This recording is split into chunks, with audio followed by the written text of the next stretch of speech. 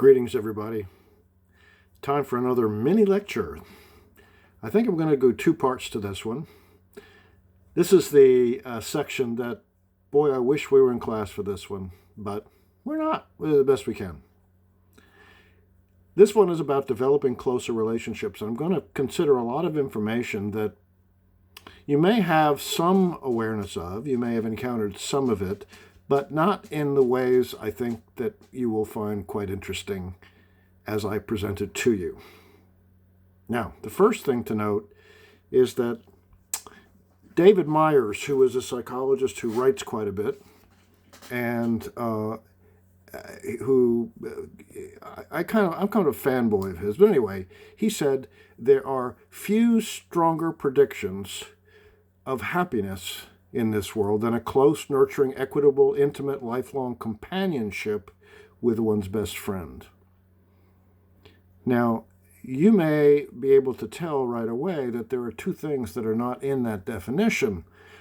One of those is sex, and the other is love. We're going to talk about what love is and what it is not. Talk a little bit about sex. If you want to know more about sex, I teach a class called The Psychology of Human Sexuality, and I'd love it if you take that course. Talk a lot about the way in which sexuality fits into relationships. Okay, so you may know there are lots of different kinds of relationships, and some relationships are more close and intimate than others, and the overriding rule is that every kind of relationship you may have, whether it's brother-sister, parent-child, worker, co-worker, teacher, student, doesn't matter what the kind of relationship is, each relationship has a completely different set of dynamics and components. And that I want to get across to you very, very quickly. Okay? So, let's talk about what intimacy really is. Some people, when they hear the word intimacy, think it's about sex. It's not. We could say physical intimacy, and that doesn't even say sex. That's about just touching. It could be sex, but it doesn't specify.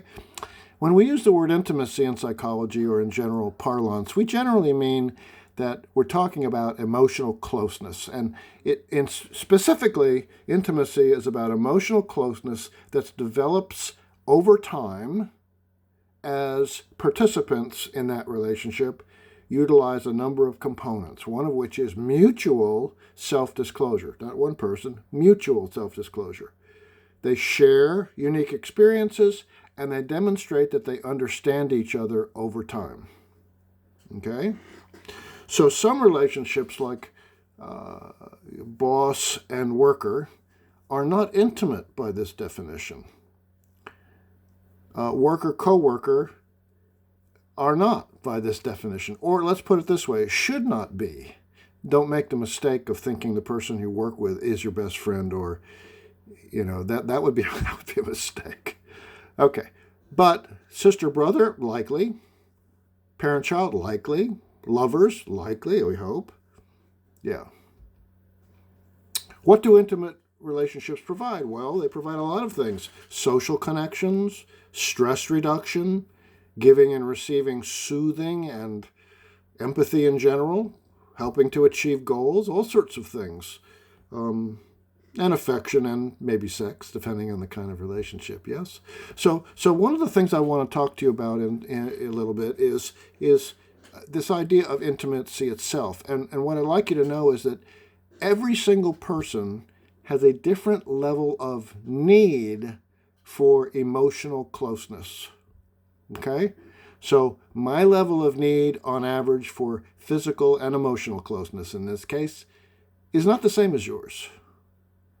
Now that's important to recognize because that has to be managed in the context of intimate relationships. So let's say you're talking about two people who love each other, okay?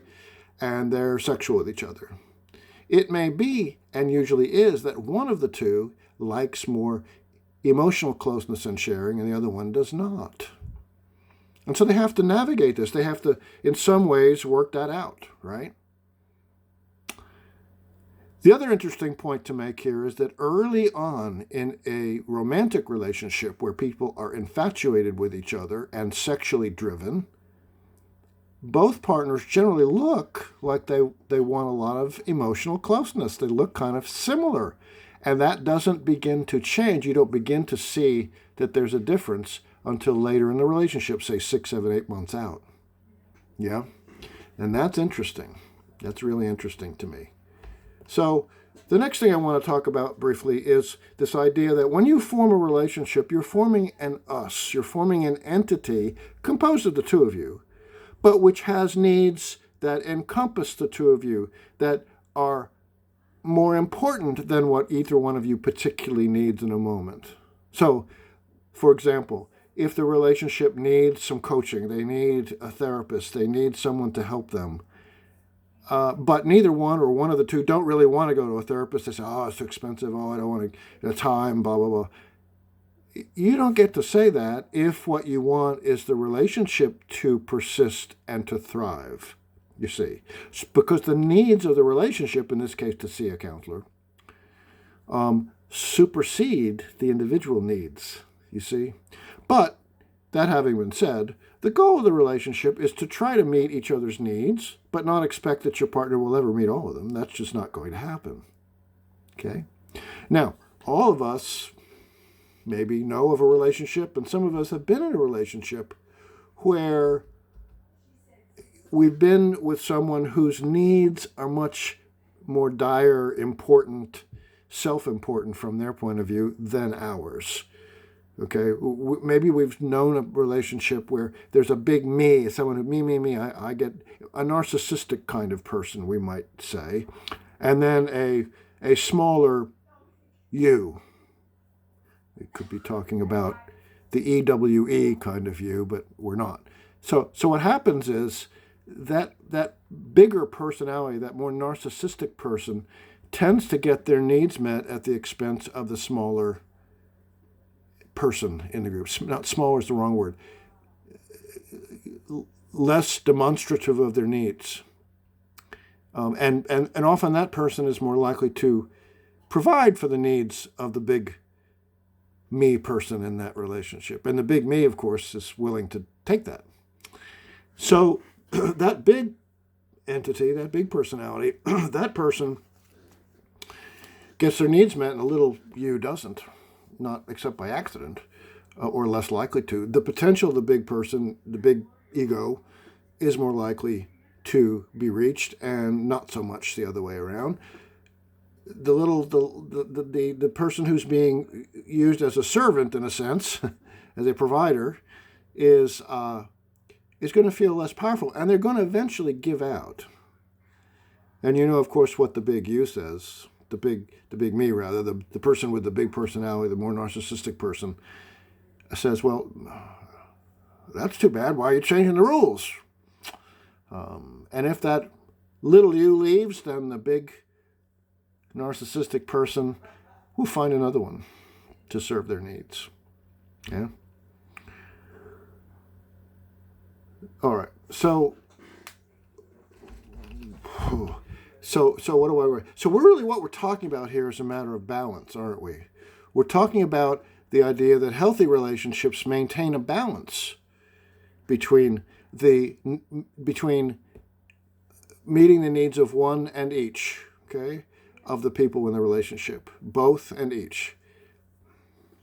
Okay, but always within the context of what the relationship needs. Does the relationship need a bed and breakfast event, maybe Friday and Saturday nights?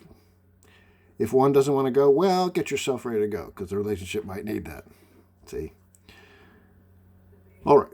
What do we balance? Well, we balance all sorts of things, don't we? We balance this closeness and distance of emotions and self-disclosure. We balance sexual differences, both in terms of what kinds of activities people want to do versus what they don't want to do, as well as the frequency. Those things have to be worked out. Which, incidentally, early on in a relationship, in the infatuated stage, everybody looks like they love a lot of sex, and they don't usually say no to much of anything. But that changes as time goes along again in 6, 7, 8 months, something like that. We balance chores, who takes care of what, and many other things. And the operative dynamic here is we want these things to be in a balance in terms of time and in terms of effort. So let's take chores. Who expends the most energy in doing the most things for the longest period of time relative to the other person? And we want to, in each little area of, let's say, chores, let's say household chores versus outside the home versus inside the home work, those kinds, we want that to be relatively equal. It'll flux back and forth, but we want it to be roughly equal, don't we? If it gets way out of balance, the person who's doing way more is going to get exhausted and resentful, usually. Okay, so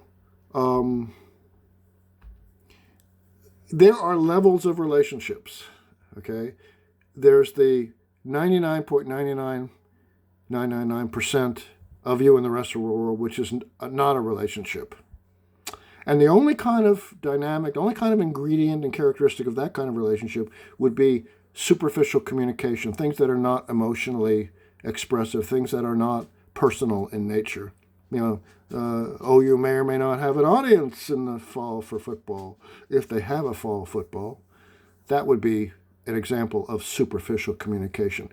The next level up, in other words, in increasing levels of potential connection, would be an acquaintance. An acquaintance is somebody that you know, have seen, may or may not know their name of, but still in this kind of relationship, the only ingredient you should have is superficial communication, nothing of any depth.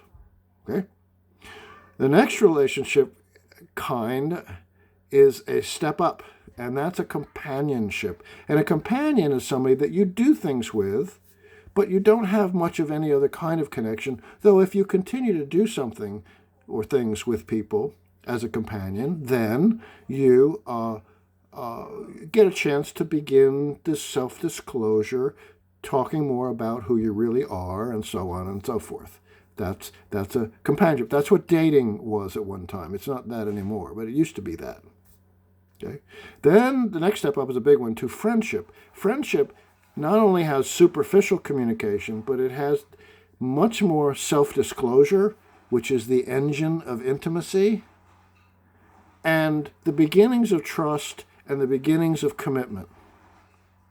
Okay?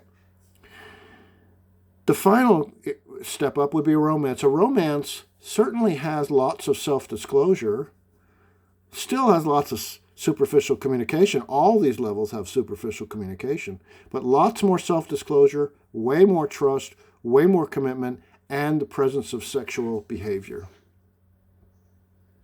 Okay? So what I recommend you do is go into the PowerPoint and begin to look at the ingredients and how they interact with each other. I have a number of dynamic diagrams that I've put together. And in the next video, which I'll start here in a moment, I'm going to talk about the ingredients of intimacy, trust, and commitment in greater depth. Okay? And we'll also talk about what love is and what it isn't. So hang in there for part 2. Bye-bye.